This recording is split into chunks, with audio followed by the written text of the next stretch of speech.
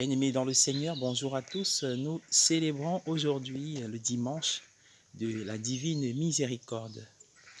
En ce dimanche, 8 jours après Pâques, nous mettons fin à l'octave pascale, l'une des deux octaves qui sont restées dans l'Église après le Concile Vatican II, octave de Noël et octave de Pâques. La divine miséricorde nous a été proposée par le pape Jean-Paul II dans son encyclique Dives in Misericordia. Et nous connaissons toute la spiritualité de Sainte Faustine. Le pape François nous a aussi proposé une année consacrée à la miséricorde de Dieu. En effet, qu'est-ce que la miséricorde? À l'origine du mot, il y a misère et cordia. La misère qui est caractéristique de notre nature entachée par le péché, et le cœur de Dieu, Dieu qui porte la misère de l'homme, de l'humanité, dans son cœur plein d'amour. Oui, bien-aimés dans le Seigneur, cette fête nous invite à contempler l'amour de Dieu qui se penche sur l'homme dont la nature a été déchue par le péché originel. Pour le sauver, après avoir parlé par bien des manières, Dieu envoya son Fils pour nous sauver. Et justement, cette fête nous permet de comprendre que l'œuvre de la résurrection, c'est l'œuvre de la Trinité tout entière. Oui, ce n'est pas simplement l'œuvre du Fils, comme le dirait une certaine tendance de la théologie, le Fils qui vient apaiser la colère d'un Dieu Père qui n'aime pas, mais justement, dans l'Évangile selon Saint Jean au chapitre 3, verset 16, il est bien écrit « Dieu a tant aimé le monde qu'il a envoyé son Fils pour le sauver ». Donc, en fait, ce que le Fils fait, c'est l'amour du Père, c'est l'amour du Fils, c'est l'amour de l'Esprit Saint.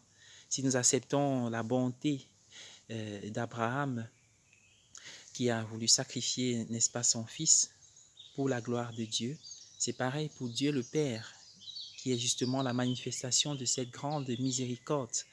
Pas qu'il voulait mettre fin à la vie de son Fils, mais celui-ci a dit oui à la volonté du Père qui est le salut et non pas le péché et non pas le sacrifice là. Voilà, bien-aimé dans le Seigneur, donc Jésus se constitue lui-même en source de miséricorde, lui le Fils, sur la croix. Et on voit l'image du côté transpercé de Jésus, d'où sortent l'eau et le sang.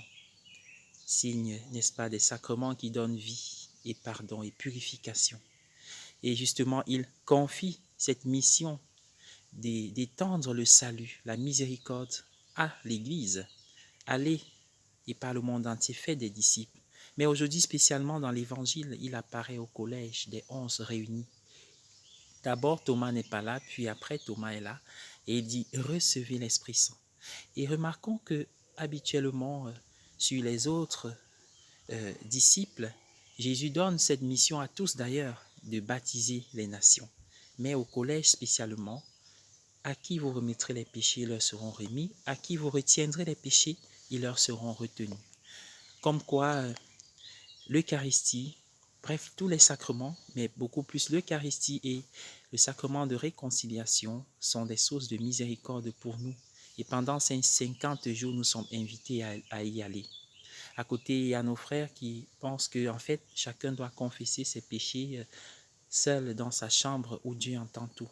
Oui, une des formes n'empêche pas l'autre, mais il y a une volonté de Jésus de confier ce pouvoir à son Église, au collège des apôtres, c'est-à-dire les évêques qui les partagent avec les prêtres, mais chacun peut aussi pardonner les péchés.